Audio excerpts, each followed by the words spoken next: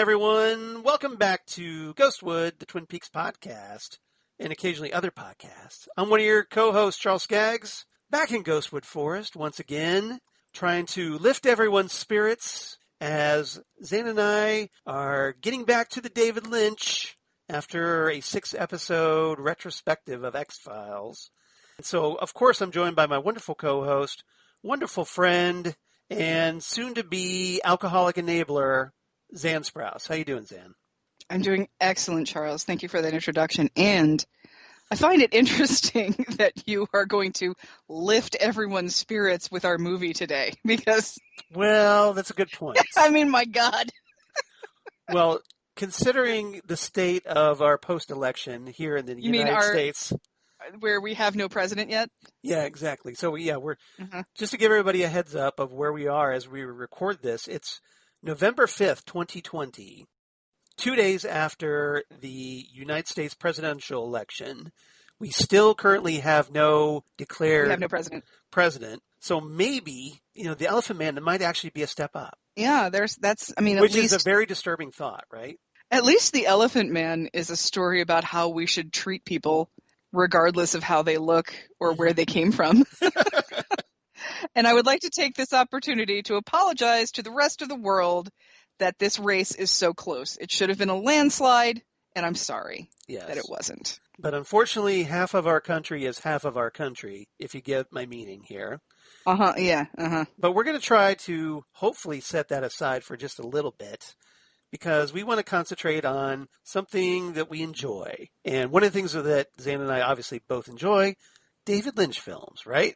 Heck yeah. And this one in particular is one of Xan's favorites, as I recall. Mm-hmm. So here at episode 87, we are, of course, talking The Elephant Man.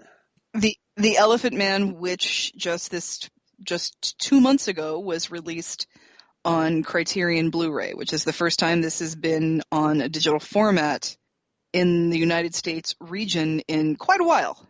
Yeah. This just came out, the Criterion Collection edition, which obviously we're going to be talking more of next time as we go through the special features. But this one just came out on September 29th, 2020. This was in a new spiffy 4K transfer of 2.35 to 1 ratio goodness. It is gorgeous. Yeah. And obviously it's a black and white film, and it was from 1980, so there's only so much you could do with the video, I'm presuming. But it still looks great on Blu-ray. True. That's only 40 years ago, Charles. It's not like it's, silver nitrate that's going to catch on fire. No, I agree. Granted, yes. Yeah, this is not Inglourious Bastards, people. True. I just, yeah. I don't like thinking about movies that are younger than me as needing some sort of restoration project that's funded by. Well, I wasn't trying to imply by the John D. and Catherine T. MacArthur Foundation or something like that. I mean, I am older than you, so it's not like I was trying to imply otherwise. But I understand, but we are both older than the Elephant Man movie, so. Yeah, it's not a good look, but So there's that. I mean, it is what it is, right? We got that going for us. Which is nice. So yeah, The Elephant Man originally came out on October 10th, 1980, and was a historical drama film, of course, adapted by Christopher DeVore, Eric Berggren, and of course David Lynch, directed by David Lynch, produced by Jonathan Sanger, and most interestingly, Mel Brooks. Well, there are 2 Mel Brooks connections in this movie. Yes, there are. Like, a certain Anne Bancroft we'll talk about. Yeah, some chick he knows. Yeah, Mrs. Mel Brooks, exactly. And composer John Morris. Yes, and that's obviously something we will talk about as well. Mm-hmm. Who composed the score for this film? He did, and composed quite a bit of Mel Brooks's films. Yes. This one, obviously, it was very acclaimed. It received 8 Academy Award nominations. How many did it win, Charles? Well, get out the calculator. Let's just say 0.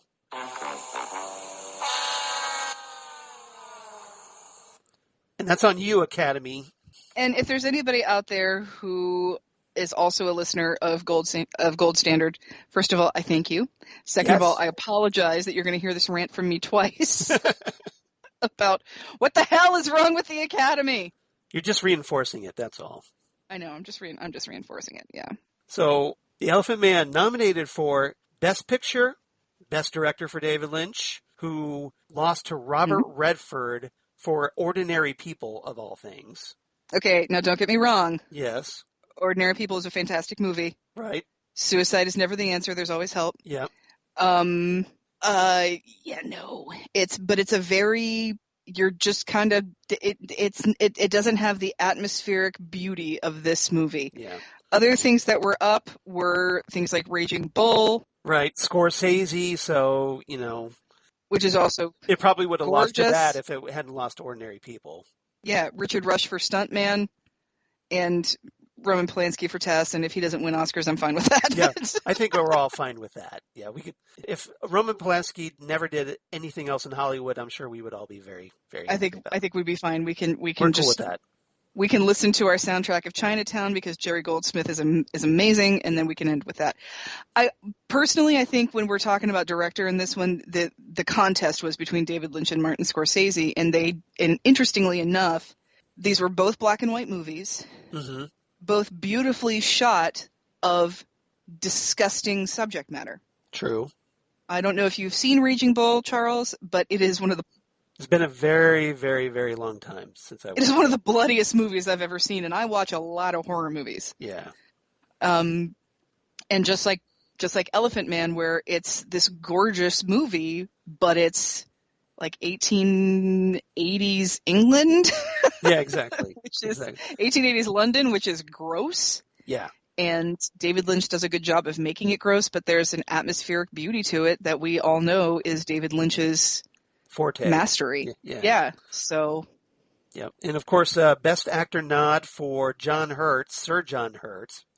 Nothing against De Niro, but John Hurt, I would think, would have taken this one, in my opinion. Yeah. Best Original Score, of course, for John Morris. Best Adapted Screenplay, Best Costume Design, Best Art Direction, and Best Film Editing. And see, here's those. Won none of those. And Best Original Score, this is a tough one for me, because we know what else came out in 1980, which was Empire Strikes Back. Empire Strikes Back. Yes. Which gives us the Imperial March. Yes. Which is the greatest... In the asteroid field. The second greatest piece of music written for Star Wars. Yes. Is the Imperial March. Yes, it is. The first greatest is when Luke is watching the binary sunset. See, I would put the original Star Wars theme, the main title theme, above that because it's iconic. It is iconic, but as music, I get where you're coming from because it is beautiful. There's such a melancholy sadness beauty to that piece, and I think the Imperial March is as iconic as the Star Wars theme. It is. So, also, Altered States was up. Excellent. Cronenberg, excellent right? film. Yeah. No, Altered States is not Cronenberg, and I can't think of who it is. Oh, I would have thought it would have been him. Yeah, who is Altered States? I can't think off the top of my head. That's right. You just have to. We still need the looking up music. It's Ken Russell. God. Oh, okay. Zan, who directed that movie where it's 20 minutes of nothing but naked people? Yeah, it's probably Ken Russell. But the winner of Best Original Score was the soundtrack to Fame. Okay. And as much as I love Michael and Leslie Gore, no. I don't think so. Nothing against Irene Cara, but I don't think so. Yeah. I want to live forever. Yeah. I'm gonna learn how to fly. Fame! Anyway, but we have to talk about the Oscar that it did not even get nominated for. Because there wasn't one. Yeah. So, there wasn't one. Yeah, so apparently after receiving a ton of criticism for failing to honor the film's makeup effects. Christopher Tucker, who did a phenomenal job and who worked on Star Wars, I, Claudius, all kinds of things that you've seen before. Yeah. This, and you know what is surprising, Charles? Yes. To me, is that it's this movie and not American Werewolf in London that created that created this category. Yeah, you would think, right? It's true. So the Right. Academy, So the Academy Award, the Academy of Motion Picture Arts and Sciences, they finally just got off their ass and created the Academy Award for Best Makeup and Hairstyling the following year. mhm. So, And too little too late, but yeah, and here's one in the following year was American Werewolf in London. So it's nice that. So was that the first one to win the award? That was the first one to win the award. Yes. Wow. There were honorary Oscars in the 60s for The Seven Faces of Dr. Lao and Planet of the Apes. And I don't remember what they were called. They were like honorary. Like a special achievement, something kind special achievement in makeup effects or something like that. I don't remember exactly what they were, but the very first winner of Best Makeup was American Werewolf in London, and it was Rick Baker. And we have Christopher Tucker to thank for this, because we've all seen John Hurt in a million things. Yes. You cannot tell it's him. And it's not like he's unrecognizable. Yes. He's unrecognizable, and it's not like one of those where the actor said, "I still want to kind of look like me." No, they went full on with this, and this makeup job is incredible. And yeah, I've got some trivia about the makeup. Yeah, and that's the thing about Joseph Merrick. Nobody is 100% sure what his condition was. There were. I've got some trivia on that too, if you're interested. Yeah. So apparently in 1986, they don't know the exact cause, like you said.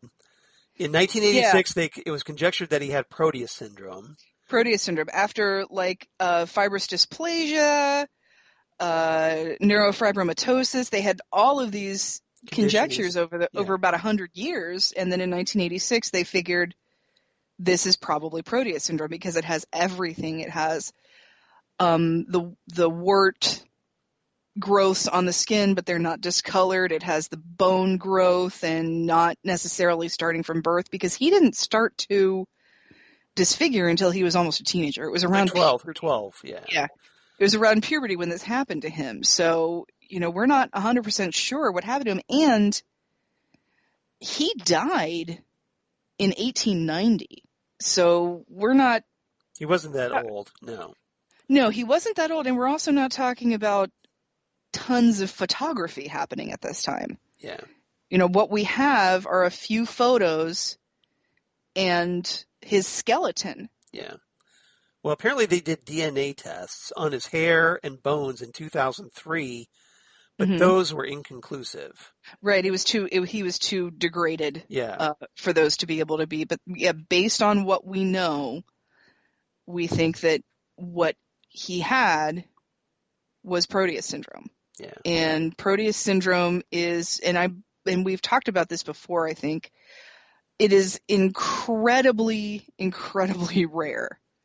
There's only been a little over 200 cases ever confirmed of Proteus syndrome. So this is not a common thing. And because of the nature of this, it's not like you have something that makes you that's obviously Proteus syndrome. This is the disorder of how your bone growth is out of whack. Right. No two people with Proteus syndrome are going to look the same or have the same attributes. Yeah. So since we're on the topic of quote unquote John Merrick, should we go ahead and run down some more details about quote unquote John Merrick for our listeners? Yes, and this is one thing that I actually credit David Lynch for. Okay. By referring to him as John Merrick in this movie, is Joseph Merrick, when he was younger, he had an attempt at surgery on his mouth, and it didn't help at all. And so for him, being the sideshow curiosity that he was, and trying and basically being a visual performer, Yes, not needing to talk, and people couldn't understand him, so he didn't talk very much. When he was first found by Dr. Treves, he mistakenly identified him as John Merrick, and actually Joseph Merrick did have a stepbrother named John. Yeah. His real name is actually Joseph Carey Merrick, by the way. Right. His real name is actually Joseph, and in David Lynch's movie, he's called John throughout the movie because for whatever reason, Frederick Treves refused to call him anything else. Yeah. I don't know why. I don't know.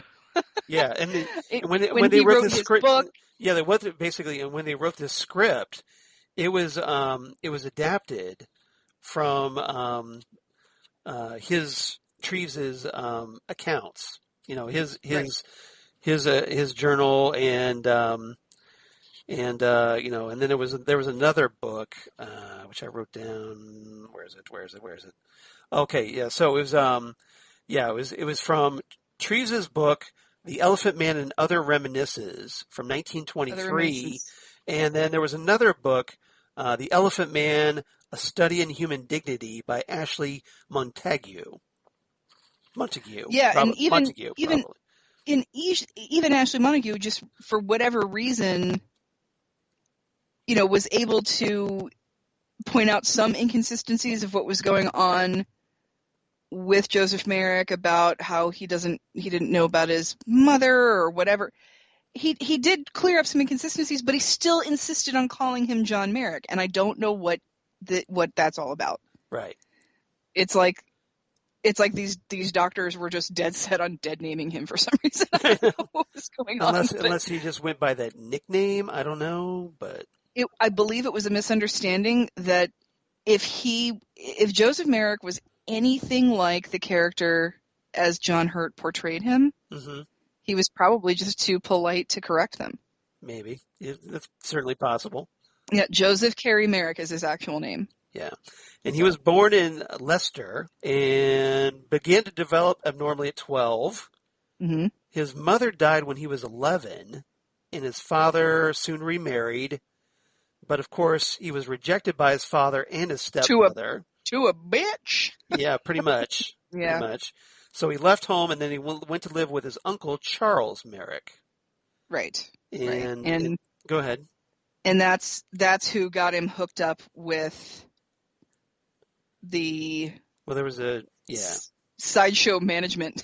Yeah, because basically, like this time is like roughly about 1879. He's 17 years old. Mm-hmm. And so he goes to work for the Leicester Union Workhouse. And then like 5 years later after that, he contacts a showman named Sam Torr and proposed that Torr should exhibit him. Right, because after a while, he had a deformity in one of his hands. Right. And, he started out work rolling cigars, and he just did not have the dexterity for it after a while. So he had, and they even say this in this movie, how else is he going to earn a living? Have a livelihood? Yeah, this is all he had at the time. Yeah. Because and keep in mind, this is 19th century England. So jobs weren't exactly plentiful at this point. This is around Jack the Ripper era, just a little before Jack the Ripper comes onto the scene. Right. So we're talking Sherlock Holmes period here, by the way. Yeah. Right. So he spent some time Victorian England. Yeah, he spent some time, hawking various wares, from from haberdashery to cigars to whatever he could. He was just trying to hawk whatever he could in the streets, but it's kind of difficult when you have a disorder such as he did, and you are living in a culture like Victorian England where tolerance is not exactly a thing. No. And so it's difficult for you to be seen in the daylight and have anybody want to buy anything from you when you're being called a monster. And what is it the doctor says in his letter to the London Times that women and nervous people should steer clear. Right. Yeah. So if you thought he didn't have a lot of, social acceptance was bad now, imagine it in 1890.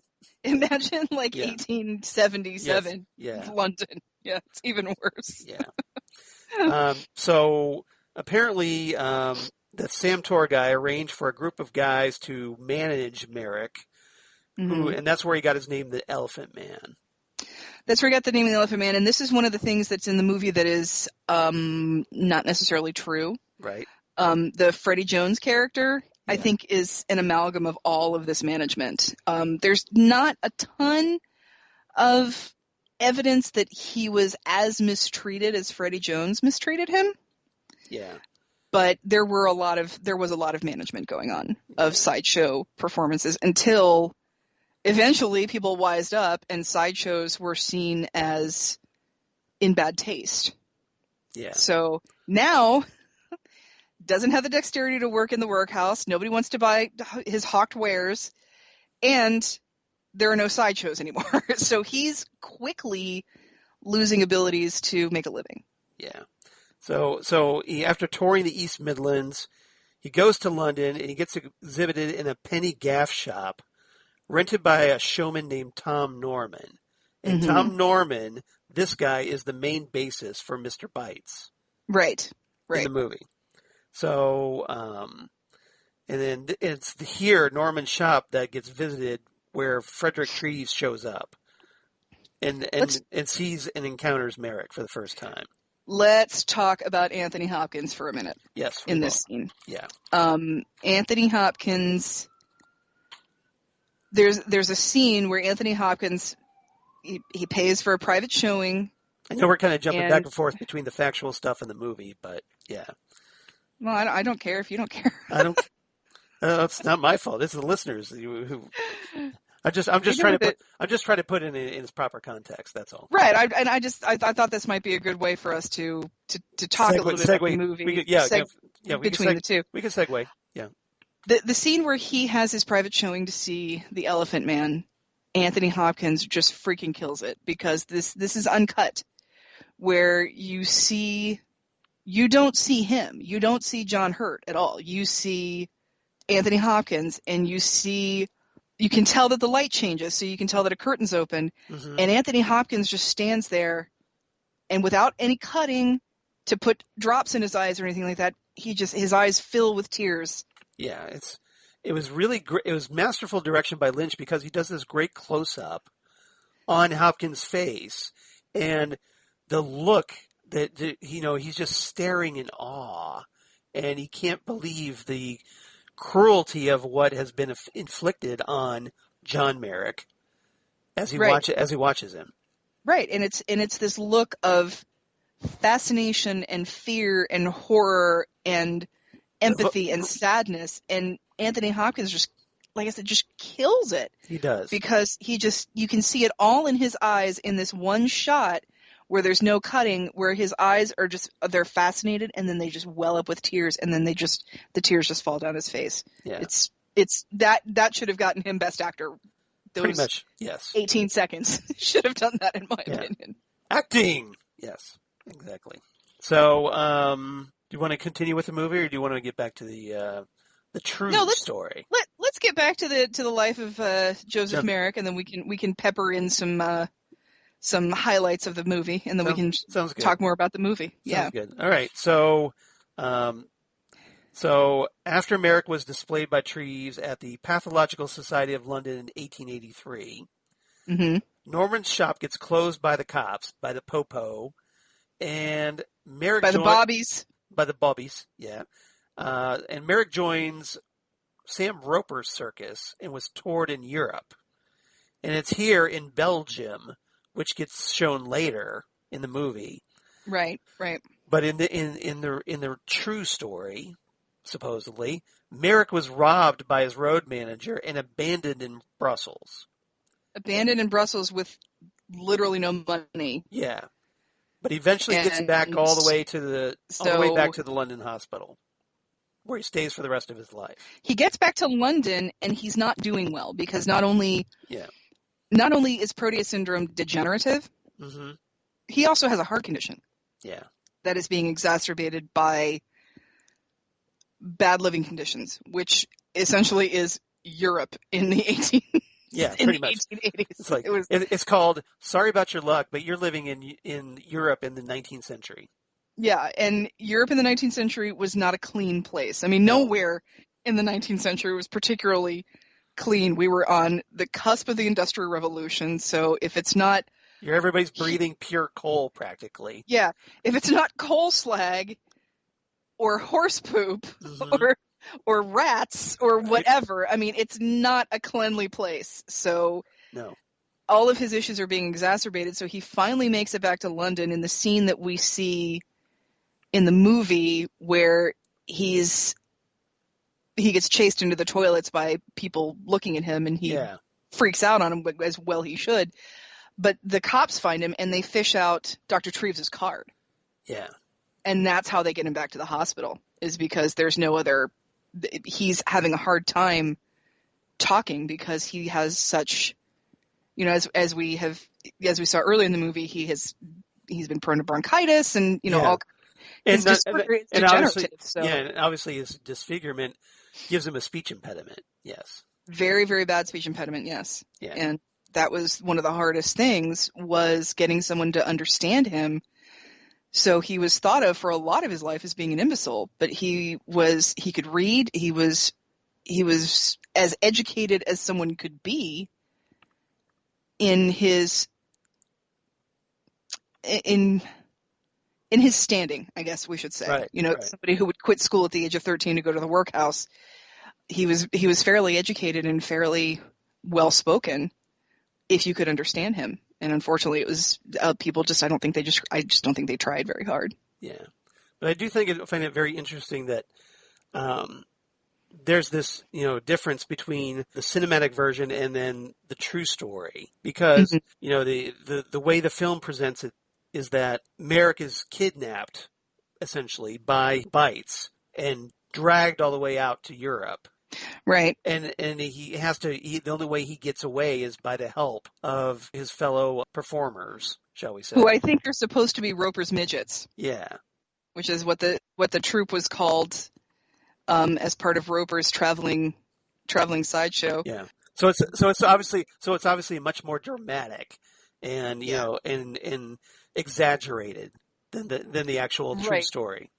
And it's more dramatic, and it does illustrate that he did befriend his other sideshow companions, because in the movie they foot the bill for him to get on that train. Yeah, they take pity on him because he's being abused by Bites, right, and left for dead essentially. Right, and so they spring him, and then they've taken up a collection, and they said, "We're getting you out of here."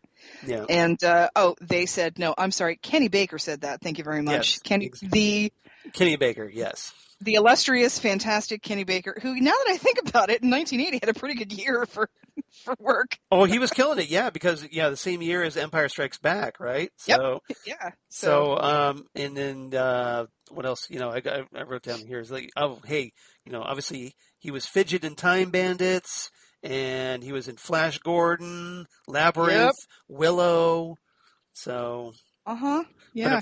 But it's kind of depressing, because if you go to his Wikipedia page or his IMDb page, you see so many of his roles listed as dwarf, dwarf uncredited, yeah, dwarf uncredited, dwarf uncredited. Yeah, it's ridiculous. So that had to be incredibly frustrating for him as a person. But he worked like crazy. I mean, he did some good stuff. So, rest in peace, Kenny Baker. He's no longer with us. Yes. Yeah. But that's basically it as far as the main differences. I just had a few, although apparently, they talk a little bit about his official cause of death was asphyxia, and Treves apparently performed the autopsy, but he said that Merrick had died of a dislocated neck. Which could cause asphyxia with something like his condition, where his skull was so incredibly heavy. Right. If he dislocated his neck and things were resting the wrong way, Right. that could break off your wind passage. Yeah. So your breathing passages. The only other thing I wanted to mention, Charles, was that... Was it just more socially acceptable to say, well, hey, he died of a dislocated neck as opposed to asphyxia? He asphyxiated. It's a little less... I mean, we'll talk about the end gruesome. of this movie and how it's really, really freaking depressing. The only other big difference is that his relationship with Mrs. Kendal probably wasn't as close as it was in this movie. It's probably an amalgam of his relationship with Mrs. Kendal, Princess Alexandra, and a friend of Treves's named Leela Maturin. Yeah. So I think they just sort of amalgamated all of his relationships with women into one, and it was the Mrs. Kendal, character. kind of like what they did with Bites, being an amalgamation of various. Right. Although Madge Kendal was an actual actress. Yeah. She was an actual Shakespearean actress during Victorian England theater era, when theater had a little bit more of a good opinion. I think she was. So it was basically, this was high society, the higher social circles, the theater, if you're a famous theater actress, you obviously had more prestige. True, but this is also during the era of, the theater was still full of weirdos and stuff. So it kind of went both ways, but she was an actress in very good standing. But it was essentially, obviously compared to today's celebrity, it's a little different. But for then, she would be considered a celebrity of that age. Right. For people who felt that theater was legitimate, not everybody did. No, they didn't. No, they didn't. That was one of the things. I mean, if we're gonna just talk about more historic, horrible stuff, that was one of the other reasons why Lizzie Borden became a bit of a social pariah, was because once she inherited the money, she started hanging out with theater people, and that was like, well, I always knew she was trash, because theater's always had a really strange relationship with the public, which was why I always found it hilarious that Shakespeare has such a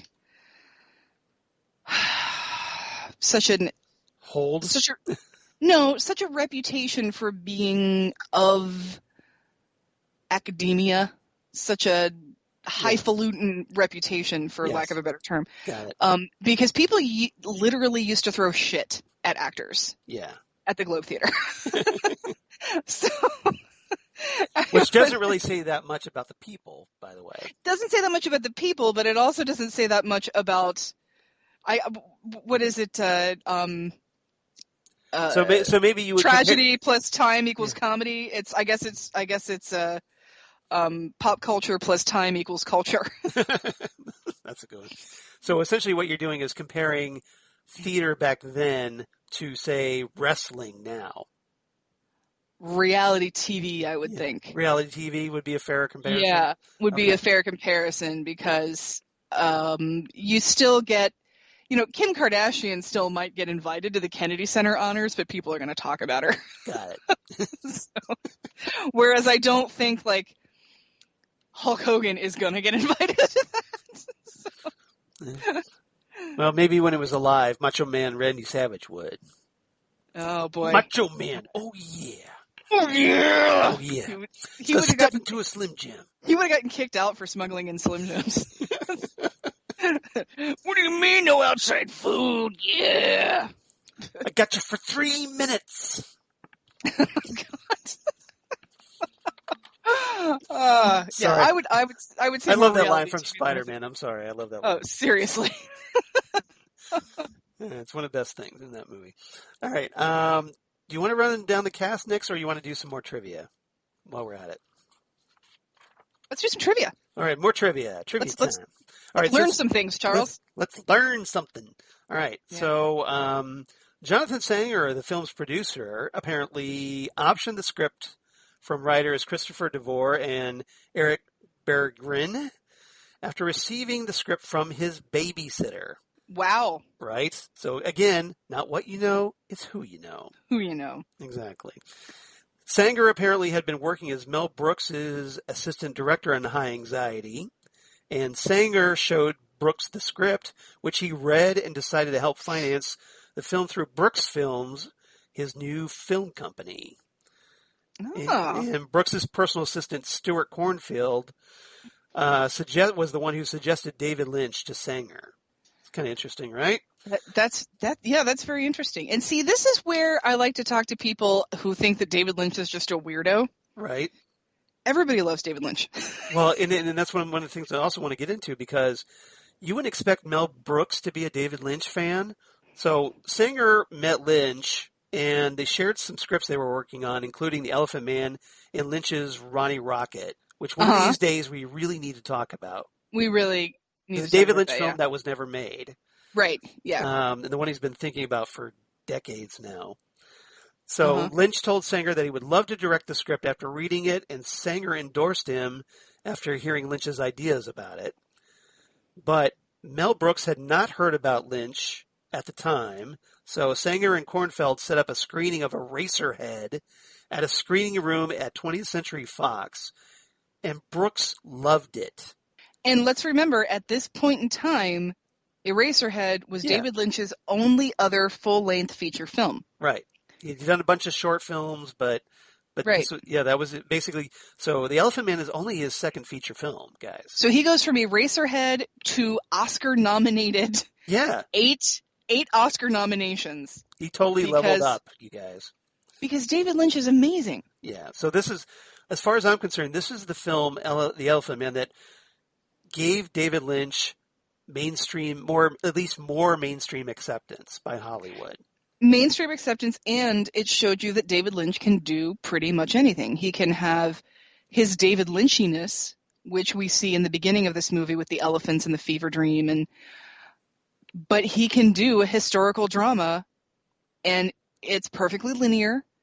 It's perfectly understandable. It's not so weird, oh my God, you have to be high to watch it, or rather whatever crap you've ever heard about David Lynch. Yeah. David Lynch can do anything, and because he can do anything, he does whatever he wants. And what he wants is both wonderful and strange. Exactly. Which, hey, we're a podcast for, right? Because we are both we're a place both wonderful and strange. Yes. Exactly. That's our jam. So. That's our wheelhouse. So I would just love to have been in that screening room when Mel Brooks is watching Eraserhead for the first time. Can you imagine that?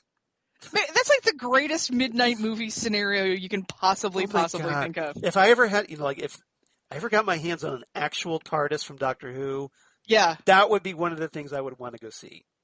I would find a way to be there, sneak in, somewhere in the back, and just somewhere I could watch Mel. Watch Mel Brooks watch Eraserhead and absolutely love it. And I'm sure he did. And that's what convinced him to let Lynch direct the film. So that's fantastic. Yeah, it's David Lynch can do anything. Yeah. Now, if you notice, also in this movie, Mel Brooks is intentionally left uncredited because they wanted to avoid confusion from audiences who thought, because of Mel's previous works, oh man, that they would have maybe they would have expected The Elephant Man to be a comedy. Can you imagine somebody thinking The Elephant Man is going to be like the next Young Frankenstein? Right. All right. Oh my God. There was Charles, I'm going to tell a little. I ain't got nobody. Yakadaka. And I don't mean to make fun of his impediment, by the way. You take the blonde, I'll take the one with the Twyman. Anyway, I'm going to tell a little local humor story. We used to have a local free paper here in Columbus, Ohio called The Paper. The Other Paper. I miss The Other Paper so much, by the way. I miss The Other Paper, yeah. They had a grid of movies that would give you what the movie was, what it was rated, a little bit of a synopsis, and where it was playing. And it was always done tongue-in-cheek, by the way. Very, very tongue-in-cheek. And so it had the grid, but then there were also full-on movie reviews of everything new that had come out that week. Well, the movie 28 Days Later, Yeah. when that The came zombie out, film. the zombie movie, Yes. right? They put jokingly in their grid that this was after Sandra Bullock gets sober, she has to fight zombies or something like that. Because there is a Sandra Bullock movie called 28 Days. Sober, right? Where just 28 days. Oh, just 28 days. Okay. Just 28 days, where right. she goes to rehab. They got an angry letter from somebody who said they went to see 28 Days Later thinking it was a Sandra Bullock movie because of what the other paper had written in their grid. And they totally deserve what they got as far as I'm concerned. They were sorely disappointed. That's what I'm imagining. People thinking, I went to go see the latest Mel Brooks movie and I've never cried so much in my entire life. Mel Brooks has really gone downhill. Yeah. Mel Brooks has gotten dark. Yeah. What happened? This is his dark period, yeah. Yeah, I think that was probably a good call on their part because right. You see black and white Mel Brooks, you think you're going to see the greatest comedy of all time. Yeah. Well, and especially, after a film like Young Frankenstein, which was shot in black and white. Also black and white, yeah. Yeah, so you figure, well, okay, it's just Mel doing another black and white film. Although also black and white, also a historical quote-unquote monster. This would not have been that much of a stretch. No. To think we were going to see John Hurt sing Puttin' on the Ritz. Right. And I'm kind of... And now I have the mental visual. Kind of sad we didn't, aren't we? I know, right? I kind of have this mental visual of the Elephant Man singing Putting on the Ritz. He does have that walking stick. He could have done Kane pretty well. And he could have done the little tap dance. Twirly. Oh, man, this was a missed opportunity. I know, right? Mel, you really need to rethink this. Yeah. Oh, boy. This could be like the final cap to your career. Exactly. So. Yeah, well, we don't have John Hurt anymore. We don't have I know. And Bancroft anymore. Yeah. So, the moment has passed, but yeah, we do need to run down the cast because they obviously have a lot of but I just wanted to finish up a couple more things of trivia. Yes, trivia. All right. So, that was good. Lynch tried to do the makeup himself because, hey, it's Lynch. He's kind of a control freak like that. Yeah, no. But it didn't quite work. The design didn't quite work. So they brought in Christopher Tucker. Thank goodness. Thank goodness, right? And it was directly designed from casts of Joseph Merrick's body. Right. His skeleton is still available for medical students. Yeah, it's apparently. And there is. Go ahead. There's a plaster cast on display at a museum, and that's what they used. Yeah, it was apparently his body was kept in the Royal London Hospital's private museum. Mm-hmm. And that's only for medical students and doctors are able to view the real one, but there is one for public view that is a plaster cast of it. Yeah. So the makeup took 7 to 8. I just want to say, dispelling the rumor that it was purchased by Michael Jackson. Right. It never actually was. You mean the skeleton? Yeah. The skeleton was never actually purchased by Michael Jackson, yes. Yeah. Although you wouldn't have been surprised if it was. I believe he tried, but they said, get the hell out of here, Michael Jackson. Exactly. Shame on you, Michael Jackson. Shame on you. Yeah. He is not an animal. He is a human being. Get the hell out of here and take your monkeys with you. Well played. Well played. Yeah. So the makeup... Michael Jackson, by the way, had pet monkeys. He had pet monkeys. I think he had like some alpacas. He had all kinds of exotic birds in his private zoo in Neverland. So that's where that came from. So the makeup took 7 to 8 hours to apply each day and 2 hours to delicately remove. And John Hurt would arrive on the set at 5 a.m., shoot his scenes from noon until 10 p.m., and when Hurt was having his first experiences and when problems with the makeup and having to perform with it, he called his girlfriend up and said, I think they finally managed to make me hate acting. That's a 10-hour day for him? Yeah. Without even actually acting. Yeah, exactly. 8 hours in the chair to start and 2 hours in the chair to end. Well, yeah, because you show up, 5 hours, you don't get there till, You said it took 7 to 8 hours to apply the makeup and then 2 hours to take it off. That's 10 hours without even getting on set. Yeah, exactly. So it's like close to like 17, 18 hours. Mm-hmm. It's crazy, right? Yeah, it's ridiculous. But consummate professional that man was. Yeah, consummate. This is why he has a Sir to his name, by the way. That damn yes. Yeah, exactly. So because some of the greatest special effects in the history of film revolve around John Hurt. Now, here's a fun little trivia bit. So, because of Lynch apparently wanted Jack Nance for the title role.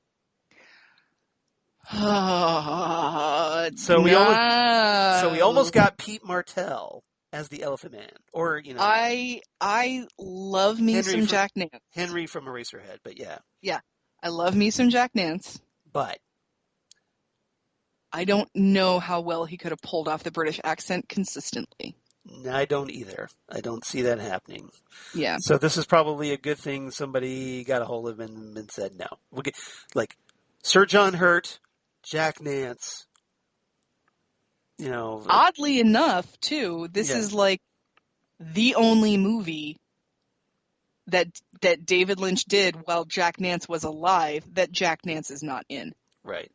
Well, there's a lot of, surprisingly, this film doesn't have his usual Twin Peaks repertoire of actors. I mean, there's only like a couple, which I'll talk about when we get to casting.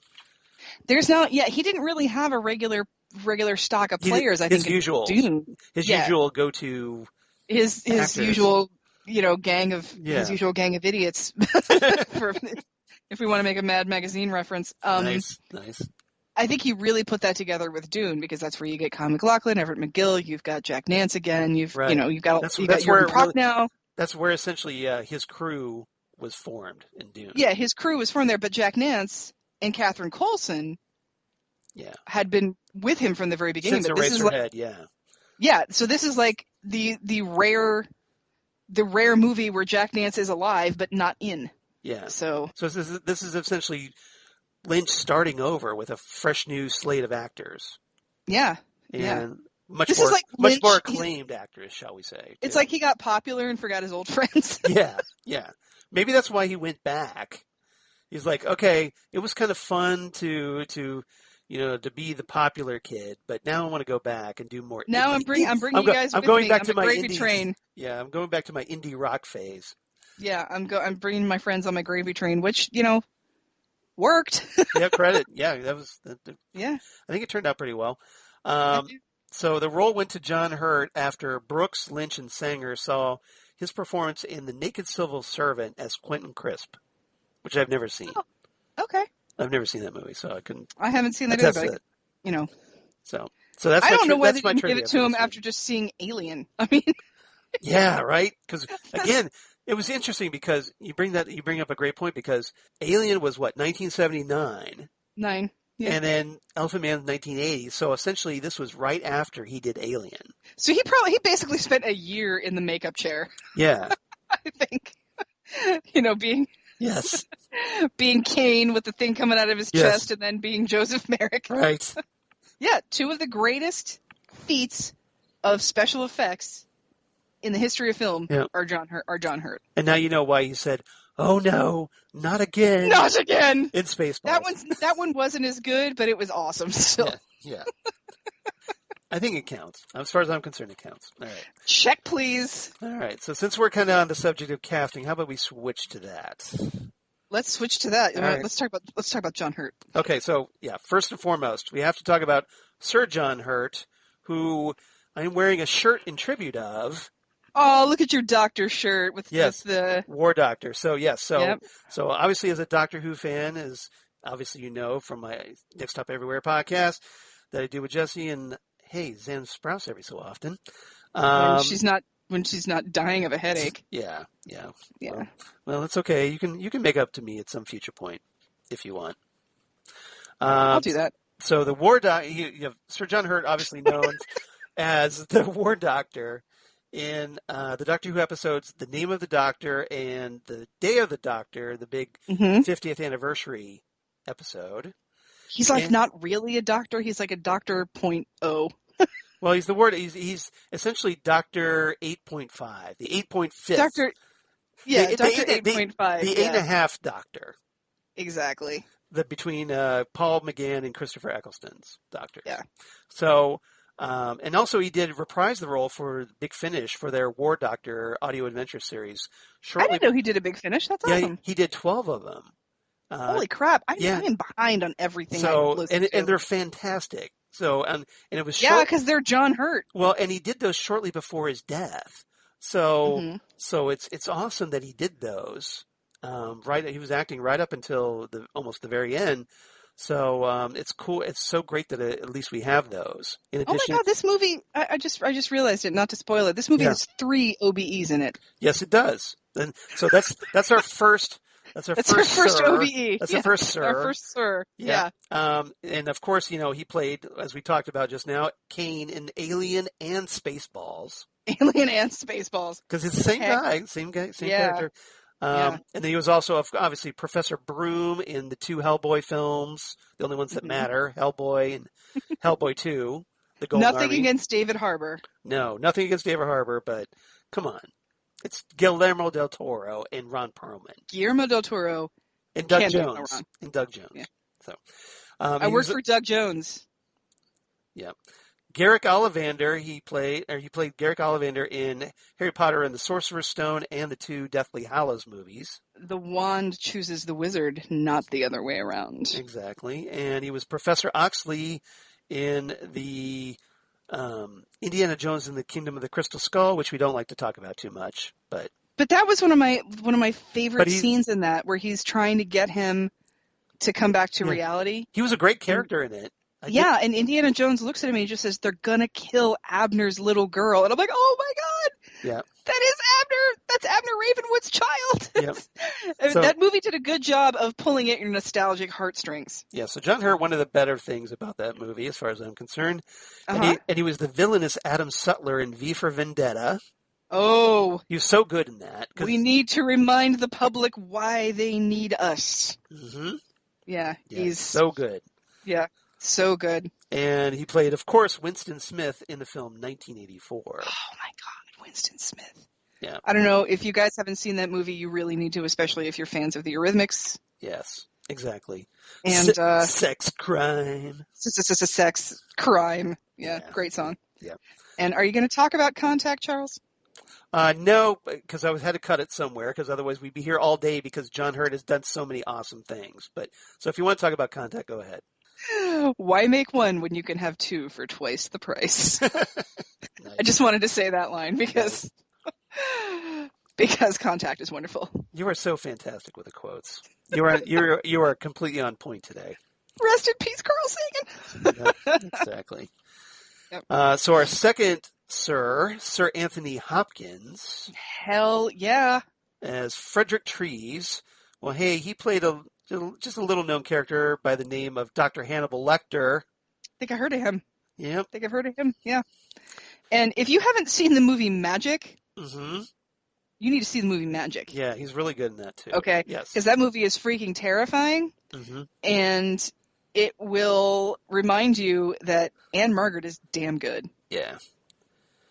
But, he played, of course, Dr. Hannibal Lecter in The Silence of the Lambs and Hannibal and Red Dragon.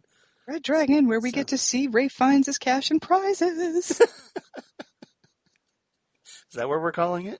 Is that... or Scrumdiddlyumptious. Phrasing? or as my Australian friends taught me, meat and 2 veg. Or meat and 2 berries, yeah. Yeah, meat and 2 veg, yeah. You're going to sit here and tell me that guys don't know every movie that their favorite actress's boobies are in. I mean, come on. I plead the fifth on that one. Yeah, you're not going to sit there and try and convince me of that, okay? MrSkin.com, I'm just saying. We've all been there. We all know what it is. All right. More recently, he's been known as playing Odin, the Allfather, in the Thor, heck yeah, he's Thor Thor's movies. Father. Yep. So yeah, he's Thor's daddy.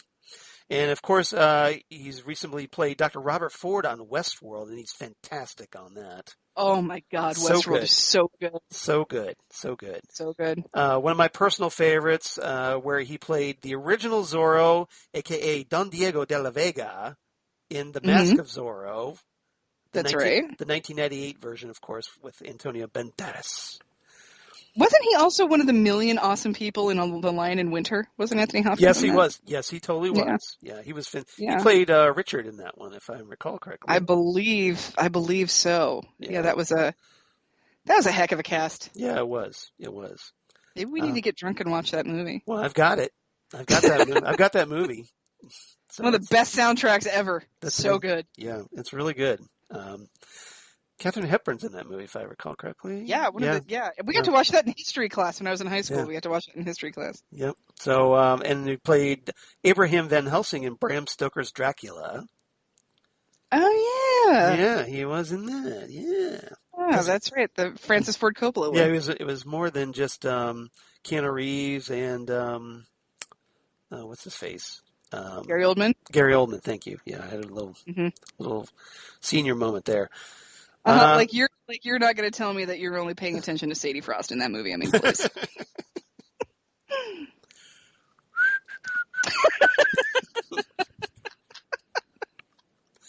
I know what boys like. Boys like, yeah. All right. Sucker. Yeah. Hannah Gordon played Anne Treves. And here's another Doctor Who connection. I was going to say, are we going to talk about her Doctor Who connection? We are going to talk about her Doctor Who connections. She played Kirsty MacLaren in The Highlanders, Patrick Troughton's second story, which, of course, introduced Jamie McCrimmon, played, of course, by Fraser Hines.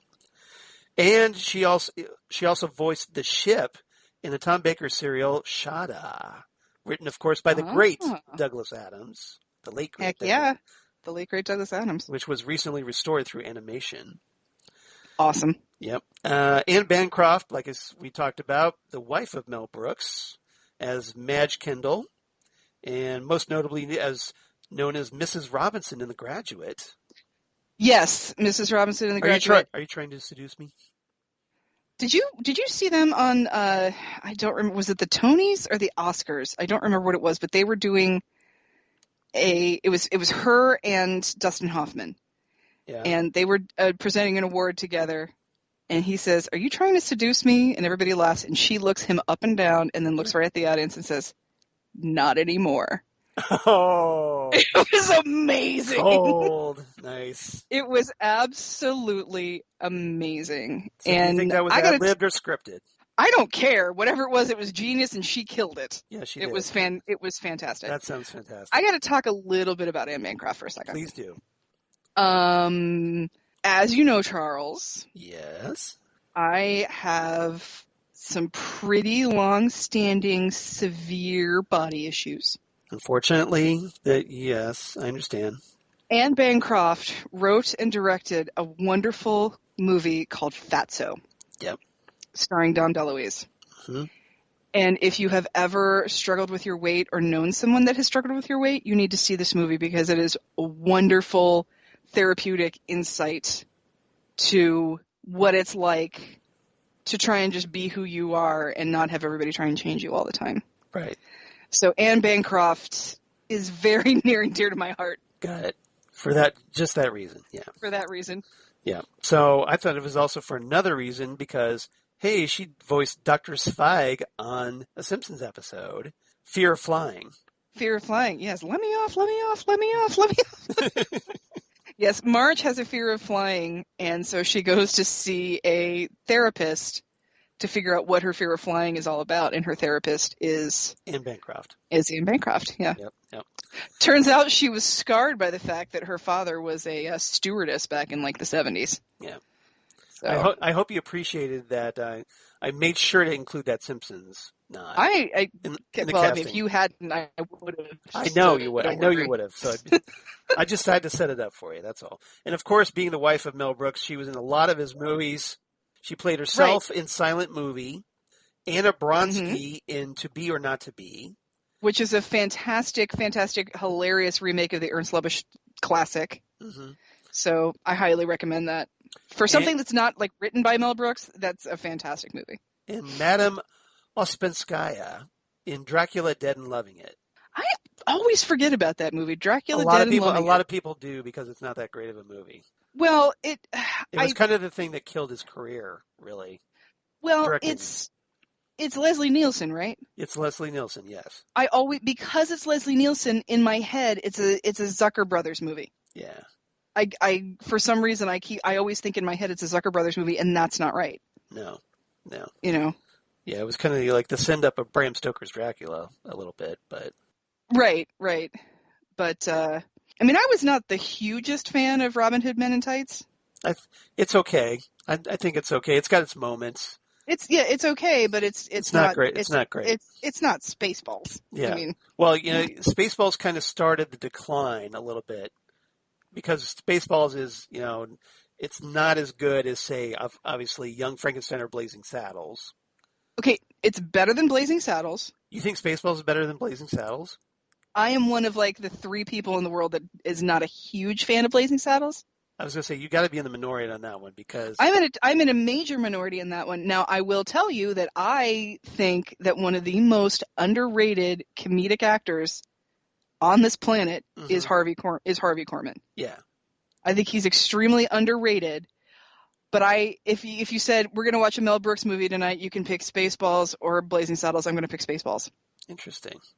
Yeah. Nothing is as good as Young Frankenstein. No. The only thing that even comes close to Young Frankenstein is The Producers. Which I've not seen, believe it or not. Oh my God, it's so funny. Yeah, no. That's one of few Mel's films that I haven't seen. It's just so fun. The music is so funny. I mean, and I just somehow I missed that one. I just love Mel Brooks as a right up Hitler's patoot. I think he just really, really sticks it to Hitler, and I love that he owns that. Nobody does Hitler is horrible in a funny way better than Mel Brooks. Yeah. Well, it's kind of his. It was a ripe target for someone like Mel, who's Jewish. So absolutely, and right. He does. It's phenomenal. Yeah, it's phenomenal. But nothing is better than Young Frankenstein. That is his best movie, and it is tied in my mind for the greatest American film comedy in the history of film. See, with Airplane. I rank Blazing Saddles right alongside Young Frankenstein. No, I think those are the top 2 right there. I mean, easy. Yeah, no, I would say Young Frankenstein, The Producers. Okay, that's all right. Yeah. That's cool. Yeah, I respect that. So our third Sir in this movie, Sir John Gielgud, plays. Which so many people, like our age, yes, think of him as a comedic actor. Yeah, and it's because of Arthur and Arthur 2 on the Rocks. He's so freaking good in Arthur that's what we know him from. He plays Hobson, the kind of like smartass Alfred Pennyworth. Yeah. To Dudley Moore's. I'll alert the media. Yes. Yeah. So no, he's fantastic. Yeah. But so many people so many Gen Xers think of him as this comedian, but no, he can do freaking anything. He's like a Laurence Olivier type of a guy. Exactly. The reason he's a Sir is because he did like a ton of stage work and a ton of Shakespeare, and go ahead. Was he in I, Claudius? Was he one of those guys? I believe so. Yes. Yeah. So it's been a long time since I've seen that. So he in this movie in The Elephant Man. He plays Francis Carr Gomm, the head of the hospital, and he was also in the movies Elizabeth, Gandhi, Chariots of Fire, and the original Murder on the Orient Express from 1974, the Peter Ustinov version. Yeah. All fantastic movies. Yeah. Yeah. Although I do like the Kenneth Branagh remake. I have such Kenneth Branagh fatigue these days. Yeah, he's actually really good. That's a really good movie.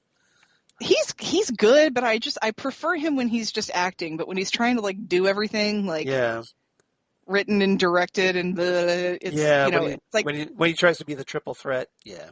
He needs to keep it simple, like Harry Potter, where he's just acting, or even something like his remake of Sleuth. I don't know if you saw his remake. I've not seen that. Have you seen the original Sleuth with Laurence Olivier and Michael Caine? I have not seen that either. No. Okay, you need to see them both because they're fantastic. Okay. Sleuth is a 2-actor play. Yeah. Okay. There's a young man and an older man, and in the original with Laurence Olivier and Michael Caine is the younger man. In the newer one, it's Michael Caine and Jude Law, and Michael Caine is the older character. Okay. So, if for Michael Caine fans, this is an absolute must. But yeah, Kenneth Branagh directed that. Mm-hmm. He's not in it. He's not in it. He didn't write it. So you're cool with him directing if he doesn't act in it, or if he acts in it but doesn't direct it. I'm just thinking about Frankenstein and Hamlet and that kind of stuff where it just got out of hand. Yeah. As much as I love Dead Again, it's like it started to get out of hand a little bit, I think. Well, personally, I liked his version of Murder on the Orient Express, and I'm looking forward to Death on the Nile if we ever get to see it. If movies ever happen again. If movies ever happen again, yeah. Now, our first dame of the movie, I think our only dame of the movie, Dame Wendy Hiller plays Mrs. Mothershead. Oh, one of my favorite scenes of this. Yeah.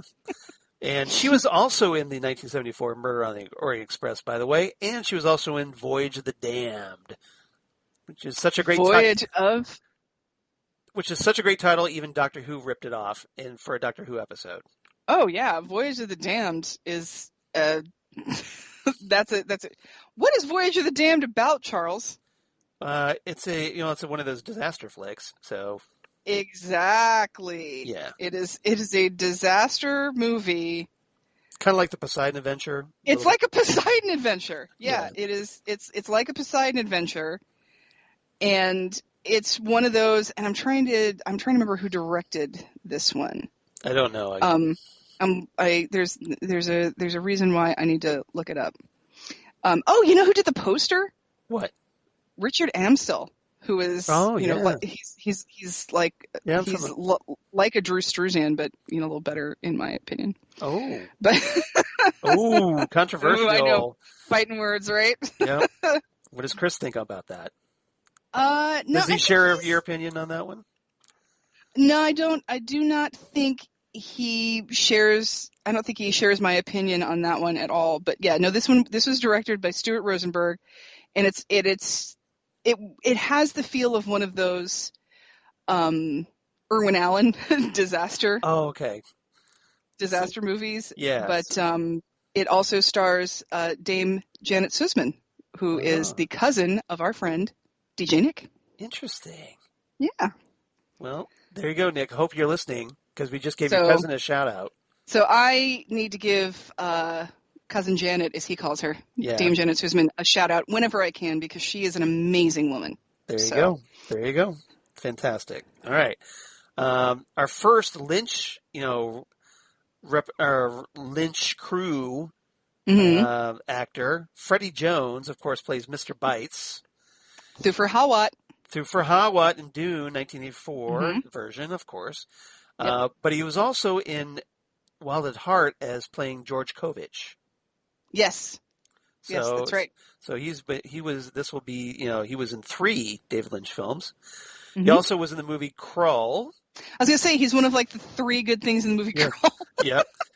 And he was also in Firestarter. Oh my God, God, that was on TV the other day. Yeah. Why anybody thought it was okay to make George C. Scott a Native American, I will never understand. Yeah. He was also did a voice in The Black Cauldron. Heck yeah. And he was in Young Sherlock Holmes. And he was also on an episode of the Young Indiana Jones Chronicles. So I thought that was interesting. Freddie Jones is awesome. Yep. Eyebrows are not. He's awesome. Yeah. I wish somebody was streaming that. Why isn't Disney Plus streaming that? I have no idea. That's a really good question. Yeah. I wonder what's the deal? Like, what's the legal holdup with that? I wonder. It's probably something involving Paramount, I'm guessing. But that would make sense. Yeah. Because Paramount Plus, maybe Paramount has the streaming rights. There's a Paramount network. Throw that on the Paramount channel at 2 in the morning. I know. I don't know why somebody isn't airing those. I'll DVR that crap. Michael Elphick as Jim, the evil night porter guy that drags drunk people around to harass poor John Merrick. She's the only one that can sack me now. Whack. Yeah, done. Sacked him with a with a bedpan or something. with some sort of package. I don't know what she hit him with. I was kind of wondering about that. I was going to ask you about that. Interestingly, he was in the movie Gorky Park. Oh wow! Have you seen that? I have seen a little bit of it on cable. It's an interesting. I never watched it all the way through. Yeah, because one of those things where I'm flipping channels and I kind of watch it for about 10 minutes, and then I go see what else is on. But communist Russia didn't want the world to think that communism could breed serial killers. Yeah, but it could. Surprise! So if you are a true crime fan, I definitely recommend Gorky Park. Yeah, I've heard good things about Gorky Park. One of these days, I do need to watch it. It's one that you don't see, or it doesn't come up on cable very much. No, it doesn't. It doesn't. It's very hard to find. He was also, interestingly, in The Curse of the Pink Panther, the not really good one that was... is that the one where Herbert Lom has, No, that's... No, that was the guy... Is that the one where it's just clips? No, that was the one that had Danny from Soap on it. Oh, that one. Okay, yeah, I don't even think I saw that one. Yeah. But yeah, it was after Trail of the Pink Panther, which, had Peter Sellers dying about halfway through, so they had to kind of rework the movie.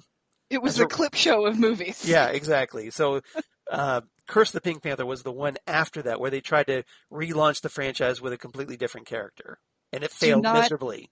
You do not do Pink Panther movies without Clouseau. You know what? If you wanted to do a Pink Panther movie with Sacha Baron Cohen, I would approve. But he's the only person that could even potentially. That'd be interesting. That would be Sacha Baron Cohen, in my opinion, is very much like a Peter Sellers because he's such a private person. And whenever you see him in public, he's always a character. He does kind of have an Andy Kaufman vibe about him. It's more of a Peter Sellers vibe. You think? You think? I think so, but I think he's a more decent human being than Peter Sellers was. Yeah. Peter Sellers was kind of an ass. Right. But he's that type. He's that sort of chameleon and that sort of poking fun at accents while still being a little bit respectful of it at the same time. So, yeah, he's the only one that I think should be allowed to try any sort of Inspector Clouseau reanimation. Right. Yeah. Certainly not Steve Martin, as it turns out. Certainly not Steve Martin. Yeah. Nothing against Steve Martin. I like Steve Martin. I'm a big Steve Martin fan, but he was completely wrong for that. He was wrong for that. He needs to stick to LA Story type things. Yeah. Or something like Roxanne. He was brilliant in Roxanne, as far as I can. Roxanne's fun, yeah. Dead Men Don't Wear Plaid. The Jerk. The Jerk, yeah. The Jerk.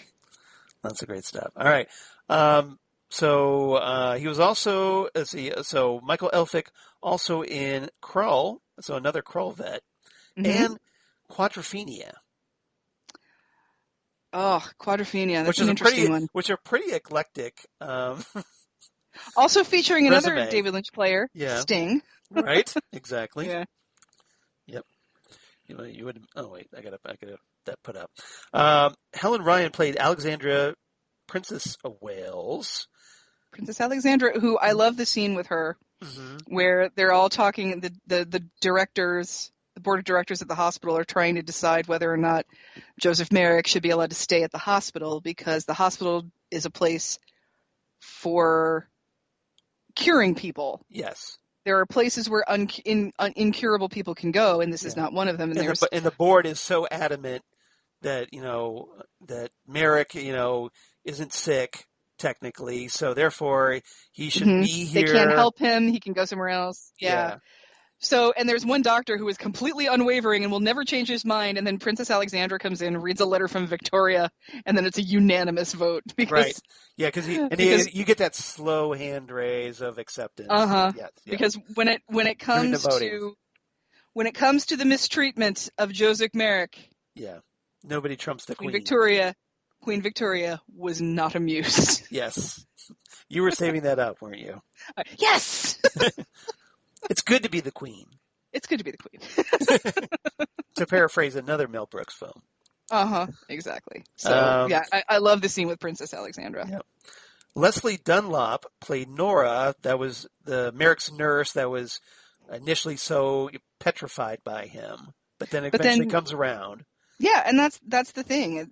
That's the whole message of the story of Joseph Merrick, is that it doesn't matter what somebody looks like when you first see them. Yeah. It's all about who they are. And he was a wonderful person. And that's one of the things that this film tries to teach you is acceptance and tolerance.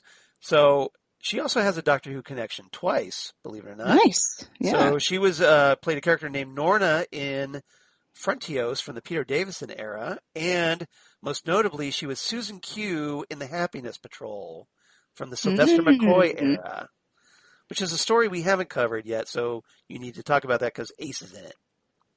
Oh, maybe. Yes, pencil me in for that. Yeah, that was so. Ace and a David Lynch connection? Oh, I think that sounds like me. And, hey, great satire on Margaret Thatcher in that episode, in that story. I am willing to overlook NJT for something like that. Right. One of my favorite actors, character actors, W. Morgan Shepherd, turns up in this movie as one of the guys in the pub. Yep. And he's also a David Lynch vet from playing Mr. Reindeer in Wild at Heart. Oh, Mr. Reindeer. Yeah, Mr. Reindeer. I need to watch Wild at Heart. It's been so long. And he has a Doctor Who connection, of course, as Old Kenton Everett Delaware III, the father of, or the older version of his son, Mark Shepherd, who's in that story as the younger Kenton Everett Delaware III, in the Impossible Astronaut from the Matt Smith era. Oh, okay, gotcha. But W. Morgan Shepherd, a great genre vet. He was the Vulcan science minister in Star Trek, the 2009 film. He was the Klingon prison warden in Star Trek VI. He was one of my personal favorites, Blank Reg, on Max Headroom. Oh, wow, Max Headroom. Yep, I'm a big Max Headroom fan. That's a name I haven't heard in a long time. Love that show, especially because, it had Amanda Pays in it. She was fabulous. And he was also on a ton of other things, including Babylon 5, Star Trek The Next Generation, Star Trek Voyager, you name it, he's been in it, and he's just a great character actor, and it's another great place to see him. So I had to mention him. And then lastly, but certainly not leastly, Kenny Baker as the plumed dwarf, whom we talked about, was, of course, R2-D2 in the Star Wars films, Fidget and Time Bandits, Flash Gordon, Labyrinth, and Willow. Kenny Baker. Yep. Kenny Baker's fantastic. One of the nicest people I've ever met, too. Oh, really? Yeah, I got to meet him at one of the first conventions I ever went to, and I was like, oh my freaking God, it's Kenny Baker. That's cool. And glad to know he wasn't a jerk. He was not a jerk, and he sang Me and My Shadow for me. He did. That's awesome. Yes, he did. Not the whole song, but just a couple of bars. No, just a couple of bars of it. That's awesome. Which is that's fantastic. Which is pretty awesome. Not many people can say they've been serenaded by R2-D2. Nope, not many people can, but I can, which was pretty awesome. That makes you special. We should also mention Robert Day, Charles. Okay. When the Elephant Man gets back to London and he's being chased through the train station by a couple of kids. The pea shooter kid? Yeah, he lives in Ohio now. So I just want to give a little shout out. I think we've talked about him before on this podcast, if I recall. I think we have talked about him, yes, but he lives in Ohio now. So yeah, that's cool. Yep. Very cool. So a little local shout out. So hi, Robert Day, if you're out there listening to us. Hope you're listening. All right. Let's see what else. Do you want to talk about the score? I do want to talk about John Morris for a little bit, because I don't have that much. So why don't you go ahead and indulge yourself there? I thought he did a fantastic job with this because, again, what we're used to with him is comedic scores. Because he did a lot of Mel Brooks stuff, including like Young Frankenstein. Oh. So the very famous dramatic chipmunk blah, blah, blah, is John Morris. That's awesome. So all of the music in this is original to him except for Barbara's Adagio for strings, which is the piece of music that is playing when Joseph Merrick passes away. Yeah, and that was I was reading up on that, and apparently John Morris was not a fan of the use of the Adagio. Because he thought that it would kind of overshadow his work, and he didn't. And Lynch was the one who actually added that to the film. Oh boy, I can understand that because it is sort of jarring to have. He kind of thought that if it was used, it would everybody would be using it. Well, I can see from a composer standpoint that if you are doing the score, you want to do the score. And so to have your score up until, I don't want to say climax of a movie, but the culmination of the entire story and have it be somebody else is probably very, very difficult. But I don't know if there is a more melancholy piece of music that has ever been written except for Barbara's Adagio for strings. And so I'm sure it was disappointing. There's a story about John Landis talking to Elmer Bernstein, who did the score for American Werewolf in London. And he was really, really excited to write the piece of music for the transformation scene.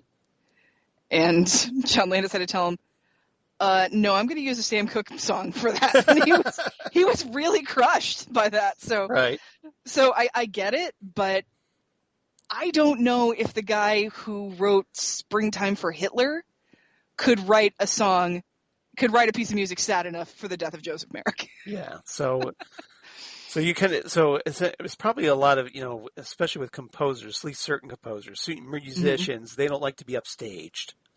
It's not even that. From a composer standpoint, if you are really, or it somehow minimalizes their own contribution to the film by having somebody else's work in there with you. I don't even know if it's that. I think from a composer standpoint, when you know the music backwards and forwards, to have something else come in that's a different style and a different composer, it can seem jarring. And I think David Lynch picked a decent piece for this. It is a little jarring in the fact that it's so heavily recognizable. Yeah. But unfortunately, to most people, classical music just sounds like classical music. Unfortunately. And yeah. Film scores just sort of sound like classical music to most people. So I don't think it was that terribly jarring. At least John Williams came along. Well, even John Williams, I have gone and seen, symphonies play his music. I mean, it's still. Yeah. Well, I know, but my point is, it made it more mainstream acceptable. Again. I suppose that it wasn't just for because that's when people started getting a little geeky and nerdy about scores again. Right, because there was a period where having a classical score that wasn't like, a rock score, it was a major.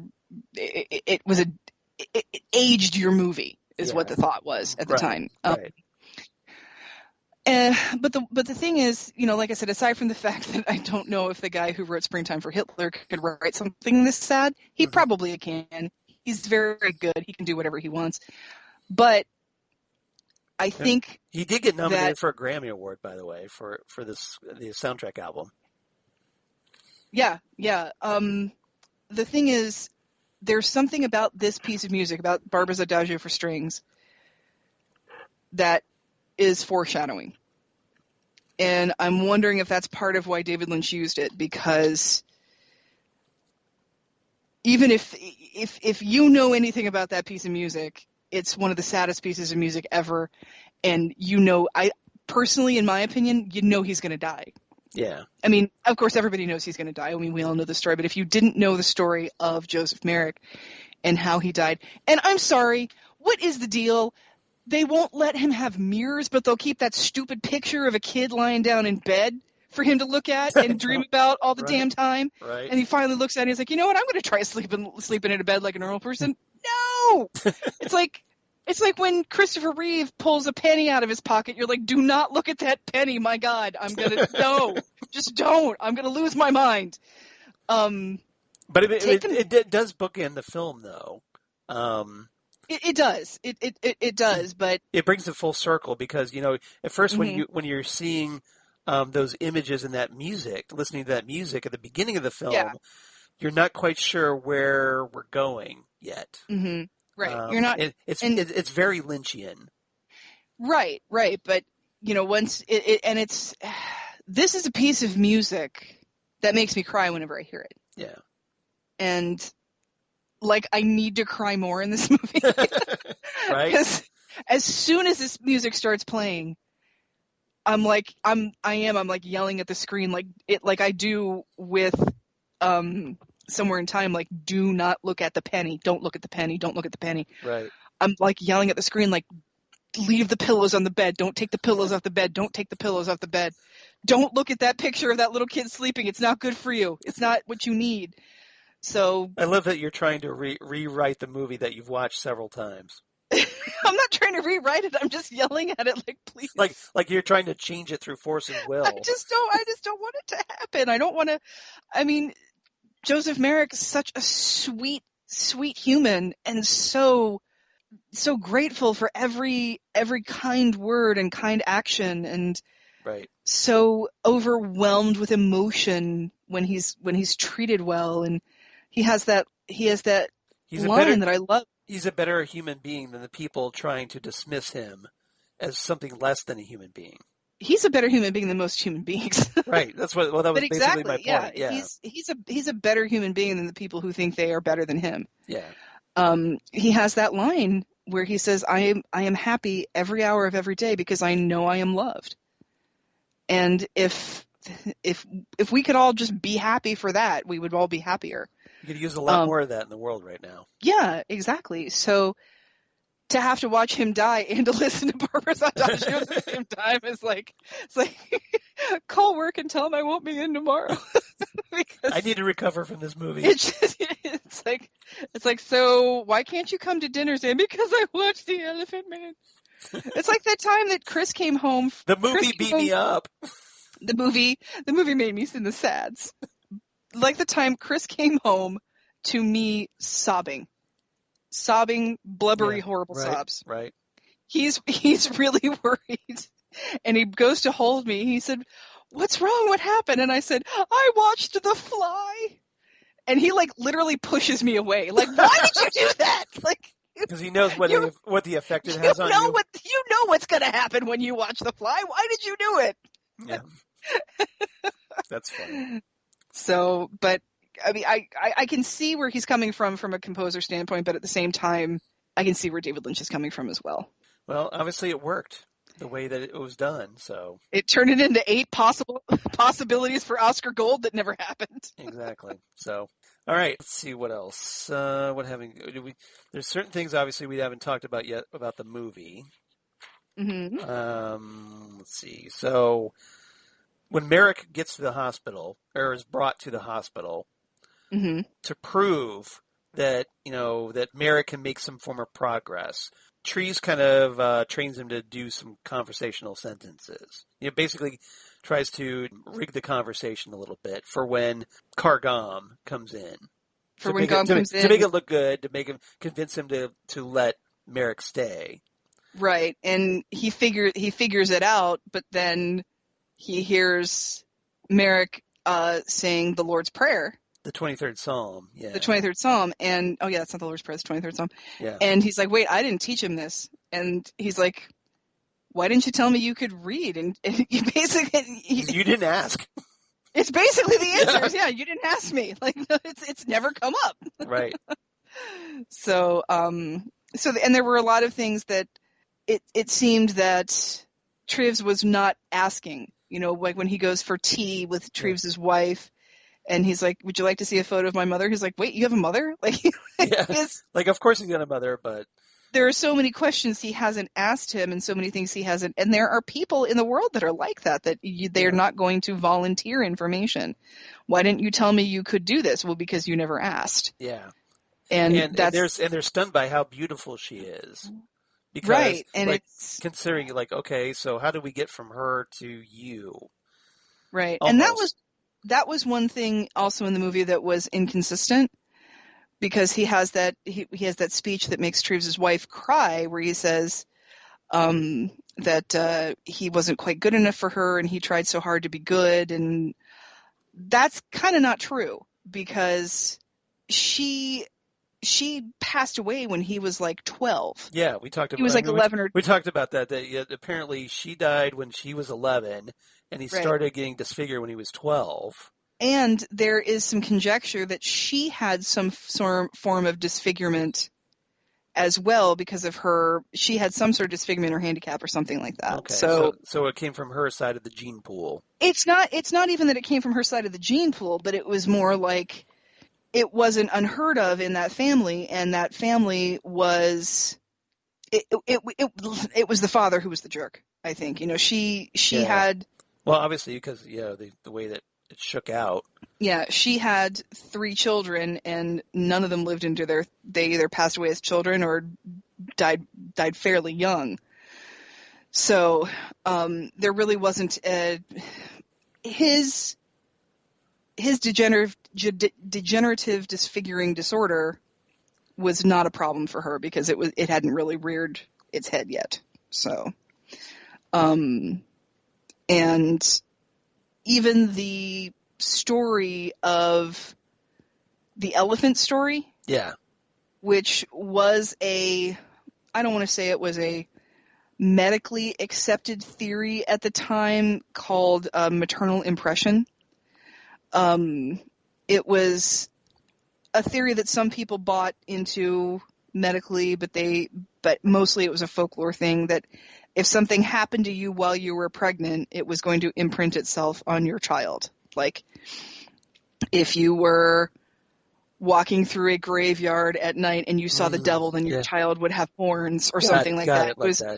It was a way to explain your environment would affect the outcome of your development of your child. Yes.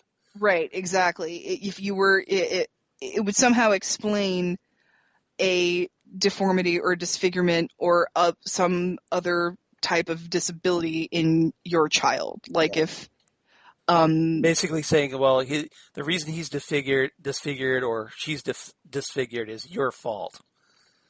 Not even your fault. Something happened to you. Okay.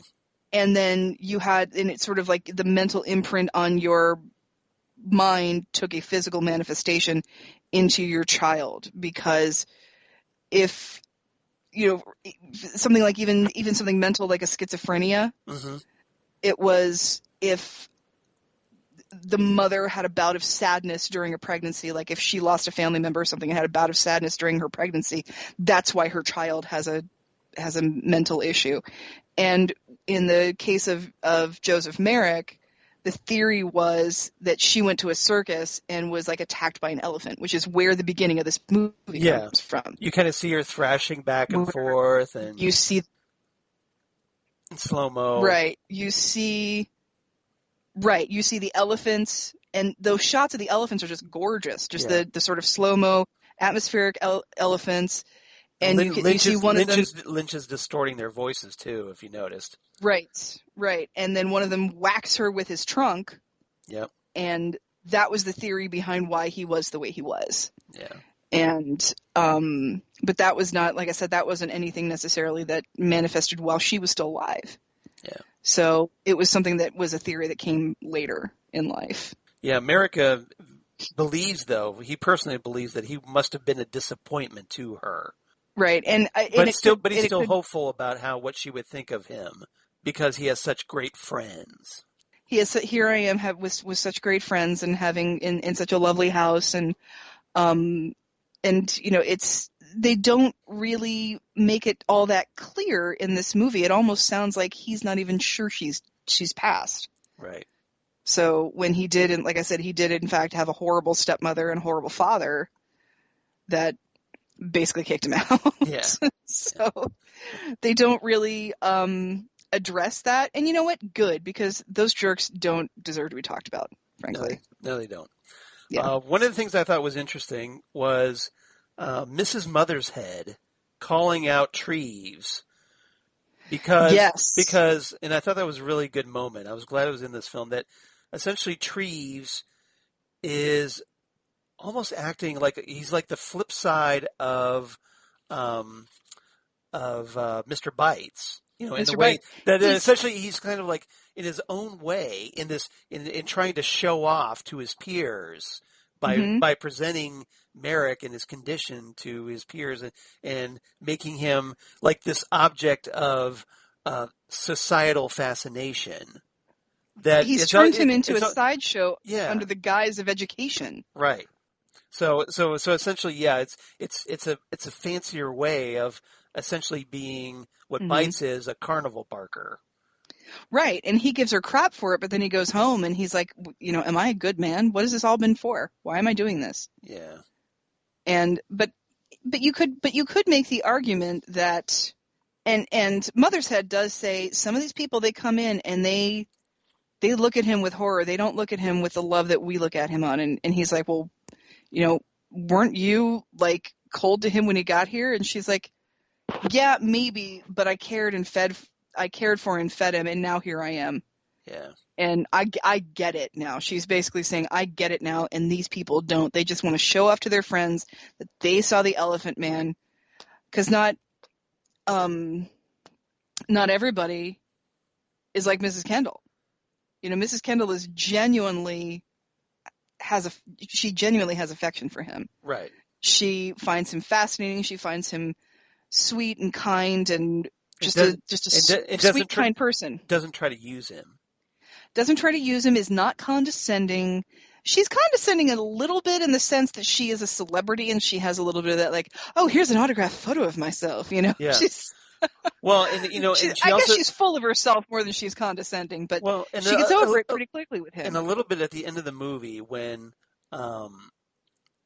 they essentially take Treves and Mothershead take Merrick to see one of her shows, right, at the theater, and Kendal dedicates the performance to him. And he's sitting in like the royal box. Yeah, he's sitting in the royal box, and she has him stand up, and everybody, on the floor below applauds, and in a standing ovation, and so she kind of makes him a little bit of a spectacle there.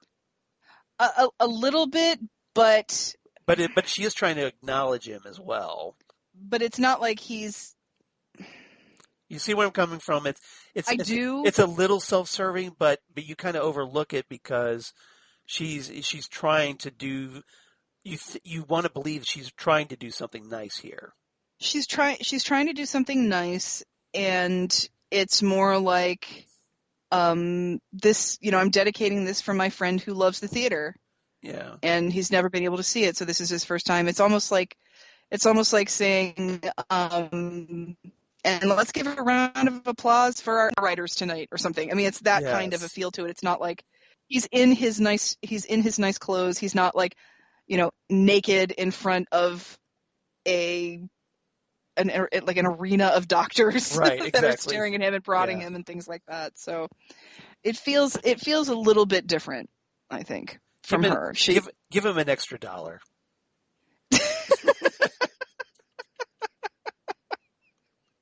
Yes. Do you like that young We Frankenstein? all know what he did. Yeah, exactly like that. Yeah, give him an extra $1. Nobody need him in the nuts. It's fine. Act on instinct. No. By the way, speaking of that scene, the guy that keeps, isn't it true, Dr. Frankenstein? Yes, that guy. Yeah, that guy. Do you know who that is? I can't remember his name, but I know I've seen him somewhere else. He's Brainy Smurf. That's right. That's it. Yes. Yeah, it's Brainy Smurf. I did read that somewhere, but I completely forgot his name. Yes. It's like, to look at him, you think he's like the discount store Bud Cort, but he's Brainy Smurf. Yep. Yeah. He's no longer with us, by the way. He just passed. No, he just recently passed away. That's right. But yeah, the scene where Mother's Head is basically saying, you're just doing the same stuff. You're just doing it under the guise of Yeah, and I was glad to see her calling him out like that. Right, I was glad to see that he took it to heart as well, because he does initially like, hey, I'm the physician here. I know what's best for him. He gets all pompous, and yeah, exactly, being the elitist doctor that he is. Mm-hmm. Yeah, but surgeon. It keeps him up at night. Yeah, so it's like turns out he does have a conscience.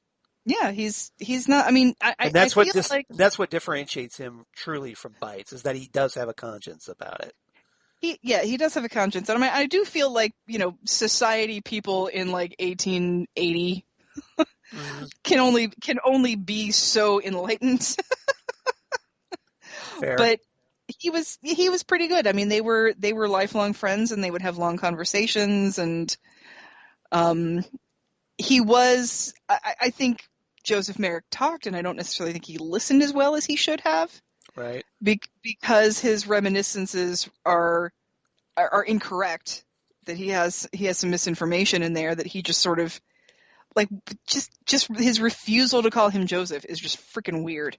Yeah, it is weird. I agree. Yeah. I never really thought about how weird it is until you brought it up, but you're right. Yeah. It's just really weird. It's like, why would you like, if you knew that, why would you still call him something different? Unless he didn't know, but I don't know how that works. It's like Barry White says on The Simpsons, I know my own name. If the one thing that somebody could tell you about themselves that you couldn't argue with is their name. Right. Yeah. Okay. Is there anything else about this movie that we haven't covered that you want to talk about?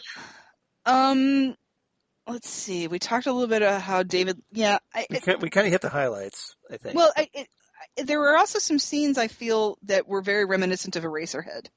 Just some of those scenes in the streets of the industry where, Oh, yeah.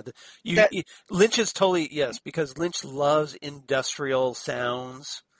Mm-hmm. And visuals, so you see a lot of like the workers slaving over these machines, and you hear the pumping and the grinding and the steam whistles, and it's almost like industrial porn as far as David Lynch is concerned. It's industrial Eraserhead noises. It's just that he totally indulges himself. His industrial symphony, #1, if you will. Yeah. Yeah, there you go. Look that one up on Spotify, kids. Exactly. So he loves that stuff. Yeah, he loves that stuff, and it's David Lynch can find beauty in some of the ugliest things. There's that scene where the doctor is walking down the street, and there's a dog, and the dog is walking through poop, and you can smell how bad it smells. Right. And as I was watching this, I kept thinking to myself, I would love to see David Lynch do a Jack the Ripper story. Yeah, that would have been good, wouldn't it? Because just of how well he does, 1880s London, mm-hmm. I think he would have done a very good job of it. And we know he doesn't pull any punches when it comes to the horrific. No. So by the time we get to Mary Kelly, yeah, he's going to push that envelope to as far as people can stomach and still have an R rating, I think. And hey, it's not like he doesn't already have a background of films about murdering young women. Yeah, exactly. Right? So people murdering young hookers. Yeah, It's not like he hasn't done that before. Yeah. So maybe he can remake From Hell. I don't know, but oh, see, now that would be amazing because of the Joseph Merrick connection in From Hell. Yeah. I don't know if anybody out there has read From Hell. If you haven't, you need to, like right now. Yeah. But Alan Moore, Eddie Campbell. Mm-hmm. Yep. Joseph Merrick is in From Hell. He's part of that story. Yes, he is. And so, which is my absolute favorite panel in that is, what's his name? Oh my God, what's his name? Ian Holm. What's the character name? Oh, I can't remember the character. It's been too long since I've read this book. I know. he meets Joseph Merrick, and he tells him that there are certain religions in the East, in the Mystic East, that worship the elephant. Oh, And that's so right. there would be some parts of the world where he would be worshipped. And I forgot about that. I can't, oh God, this is going to drive me crazy. But yeah, there's a panel where there's two panels where one where Joseph Merrick is just quiet, and then one where he's just by himself and he just says, worshipped. Like, Sir William Gull, by the way. oh, thank you, God. You're welcome. It's going to drive me nuts. So David Lynch doing it From Hell would actually have brought that piece Thanks, of it. IMDb. Yeah, would have brought that piece of it into the movie, Okay. which I absolutely. Yeah, it would have been fascinating to watch that. Definitely, definitely. I've had a soft spot for Joseph Merrick since I was probably like 7 years old. Yeah. When, for whatever reason, this movie was on TV and I thought it was cool to watch it when I was like 7. You were just completely enthralled by it. I was completely enthralled by the concept of it, and I was fascinated by how this could happen to a human body. Yeah. You know, I didn't know much about, you know, what types of degenerative disorders were out there, but it was fascinating to me. And, you know, I already knew who Anne Bancroft was, and I liked her. And so I was watching it, and then I remember being a kid and watching that scene where he's taking the pillows off and just being like, he's going to die. His head's too heavy. Like Yeah, he's killing himself, essentially. Yeah, he's essentially killing himself, and we don't know. We'll never know if he did it on purpose or if he just wanted to try it out to see how it. But that's the theory he wanted. That's the vibe I got. That's when. Yeah. That's a great way to kind of conclude this discussion. I think that the way I saw it was that he was at his happiest moment, coming back from that performance. He had his friends. He knew he was dying anyway. So he figured, well, I'm not going to be getting any better from this. This is it. I've reached my pinnacle. I finished my model of the church. I signed it. I signed my work. And therefore, I'm ready to close out my life. Right. The way I want to do it. There was part of me too that saw that, but then there was also part of me that said, well, I had this evening where I dressed like a gentleman and I went to the theater and I did what everybody else does. Why can't I do what everybody else does? Let's try it. And it failed. Yeah. Obviously. Take the freaking drawings out of his room if you're not going to let him premiere too. Come on. Yeah. It's like I'm watching this going, nobody thought that might be a bad idea to keep in his room. Well, you know, they weren't as enlightened in the 19th century. Nobody thought that would give him some bad ideas. I mean, come on. Yeah. To be fair, is their first guy with Proteus syndrome. No, that's true. So. All right. Oh, yeah, seriously. Proteus syndrome, insanely rare, and it's usually not diagnosed because it has to be like that bad for people to diagnose it. The more severe cases are the ones that are actually diagnosed. All right. So unless you had anything else to talk about, what's your rating for this one? This one is a solid 9.5 out of 10. Solid 9.5. What's the half point deduction? The amalgamation of the characters I think could have been done a little bit better. Like maybe they could have used been more historically accurate. A little more historically accurate with Bites specifically. They could have used Roper or Norman or any of those names. Could have been that amalgamation, but it's like of all the characters you could have picked, or of all the historically accurate people you could have picked, I don't think you had to make somebody up, because I mean, as you saw with Mrs. Kendal, they were able to amalgamate his relationships with women. They could have amalgamated his relationships with managers, but actually have the name of a manager. Yeah. So that's where the 0.5 comes from. Okay. All right. I think that's perfectly fair. I'm going to give this one a little less than you. I'm giving this one 8.5 out of 10 circus sideshow posters. Okay. Because it's not my favorite David Lynch film, because there are others give it that a thing. Oh yeah, it's 9.5 cardboard cathedrals. Okay, there you go. That works. Yeah. That was my backup. Oh, so. nice. Okay. That's good. So we're kind of thinking on the same lines. Mm-hmm. Yeah, there's other David Lynch films that I enjoy more than this one. I do enjoy this one. I think it's a very well-made film. Mm-hmm. Obviously, you've got a stellar cast. Yeah. It's hard to go, any better than the cast here. And Lynch is just now figuring out what he wants to be as a filmmaker. Right. And showing that he's more than just that weird, surreal Eraserhead guy. And I think that's part of where my high rating comes from, because David Lynch does have that reputation as being an inaccessible weirdo. Yeah. And I just want to, slam this 8 Oscar-nominated movie in their face and say, David Lynch can do whatever the hell he wants to, and it's going to be amazing. Here is my example. Yeah. And this is his second time out of the gate with a full-length feature film with a wide release. And this is what he does with it. And how many other top-rated directors get nominated for Best Director and Best Film? Their second film out of the gate. Not even Steven Spielberg had that. Nope. So there you go. All right. We don't have any Ghostwood mail. No Gmail. Oh, no Gmail. No Gmail. So there's a lot going on. There's a lot going on. It was a very stressful week for a lot of people, and maybe some people just kind of decide to stop writing now that we're not talking X-Files. But hopefully that's not the case. Yeah. But hopefully if you're like, hey, we are going to be talking some more Elephant Man next time, which I'll talk about here in a minute.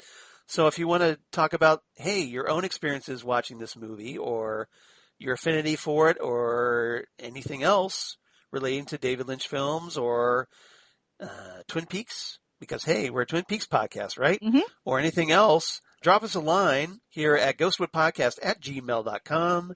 Ghostwoodpodcast at the Gmail. The Gmail. Gmail. The Gmail. You know what? After we're done, Charles, I'm going to look and see if they did their Halloween cartoon this year. Strong Bad. The Strong Bad Halloween. Homestar Runner. Yeah. Homestar Runner. Yeah. So you can reach us on Twitter at Ghostwoodcast on Twitter. And, of course, Ghostwood, the Twin Peaks podcast on Facebook. Zan, how about you? Where can they reach you? On Twitter and Instagram at Udinax19, Xan Sprouse on the Facebook. And if you want to hear me complain about what the Academy does wrong. Right, more ranting. Longer rant, the extended cut rant. The extended cut, yes. Next time on Gold Standard, the Oscars podcast, we will be discussing one of the greatest upsets in the history of the Oscars, 1939. Mm-hmm. And so I'm complaining a lot about what didn't win in 1939 and what did win instead. So that would be Gone with the Wind, correct? That would be Gone with the Wind, and not The Wizard of Oz. Yeah, I would have gone with Wizard of Oz as well. Wizard of Oz. So yes, that would be DJ Nick and Rachel Friend and myself discussing the Best Picture for every year that there have been Oscars. And like I said, next time it'll be 1939. So we have a ways. Everybody check that out. We have a ways to go before you talk to us, Charles, about... Yeah. Nick's thinking about trying to bring me in for a Bridge on the River Kwai, but in the 50s. Ooh. So. Did that win Best Picture? Yes, it did. Did it really? Okay. It did. Cool. So I told him I could deal with that one because I really like that movie. That is the movie that got me watching... Sir Alec Guinness. That got me over my I don't like war movies hang up. Yeah, it was Bridge on the River Kwai. Mm-hmm. It's a really good one. All right. As for me, of course, at Charles Skaggs on Twitter, at Charles Skaggs on Instagram, Facebook, of course, Charles Skaggs in Hilliard, Ohio, and my blog of geeky things. Damn good coffee. And hot. Damn good coffee and hot.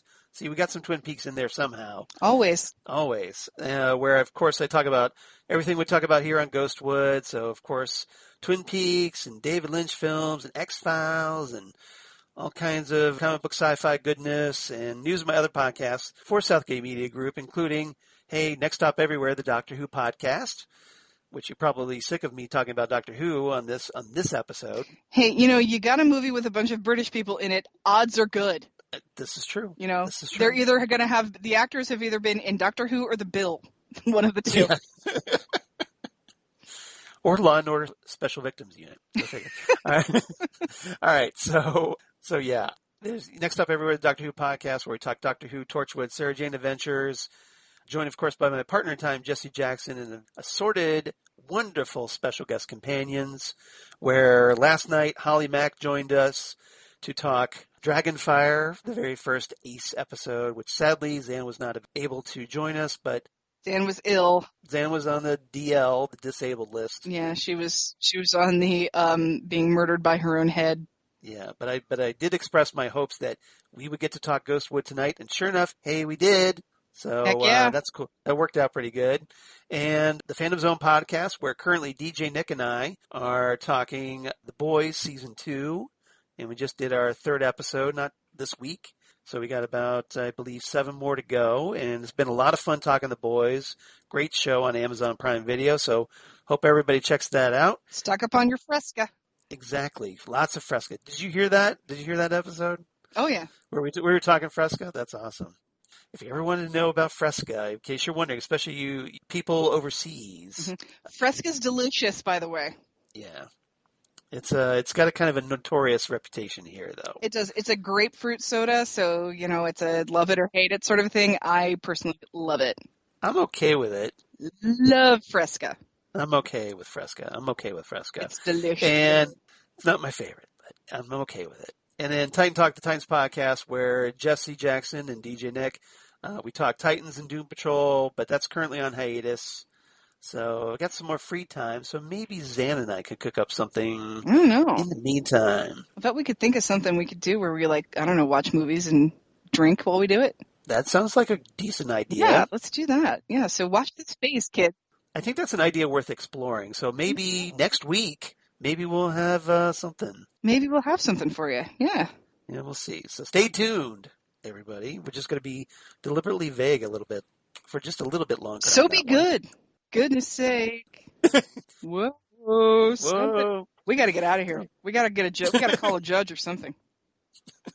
This is what you guys can look forward to, but drunk. Exactly. Yeah, exactly. If 2 hours of us kind of weaving around a movie and filling it, going all kinds of directions and digressions, just picture that, with alcohol on top of it, like Xan said. Mm-hmm. So it's going to be good. Stay tuned. Next time on Ghostwood, we talk, more of the Elephant Man, although this time in episode 88, we're talking the Elephant Criterion, meaning we're going to run down all the Criterion Collection Blu-ray special features, booklets, and whatnot. Spoiler alert, buy this. Yeah. So I did like a page of notes already just to index everything we're going to have to go through as far as special features. Sheriff, we got a lot to talk about. There is a lot of material on this. I don't know if we're going to be able to cover it all because there's so much. And we only got 2 weeks to go through all this. Well, we'll try and keep it. We'll try and keep it Reader's Digest version. Well, I'm going to try and prioritize stuff. So basically, I'm focusing on anything David Lynch, John Hurt, anything involving maybe there's some stuff, interviews with Mel Brooks on this. So I definitely want to watch that because I'm a huge Mel Brooks fan. Heck yeah. And of course, makeup artist Christopher Tucker. It's going to be a lot of good stuff with that. So please come on back. I think it's going to be a lot of fun as we deep dive into the Blu-ray special features next time on Ghostwood. Xan, I had a ball talking Elephant Man with you. I was glad that we got to finally talk about one of your favorite David Lynch films. Yep, I was too. I had a great time talking with you about it, Charles. I apologize for the lack of structure, but, sometimes that's how conversations work. Well, that's okay. I try to be flexible in that regard. I don't try to be rigid about a structure. Obviously, I think that's kind of impossible anyway with this podcast. Well, it's a David Lynch podcast, so linear is not our thing. This is true. Sometimes organic just works better, I think. The spice must flow. The spice must flow, and he who controls the spice controls the podcast. So nicely done. Thank you. I don't think I get anything else to that. So everybody, please come on back next time. Episode 88, the Elephant Criterion, right here on Ghostwood, the Twin Peaks podcast. Goodbye, everybody.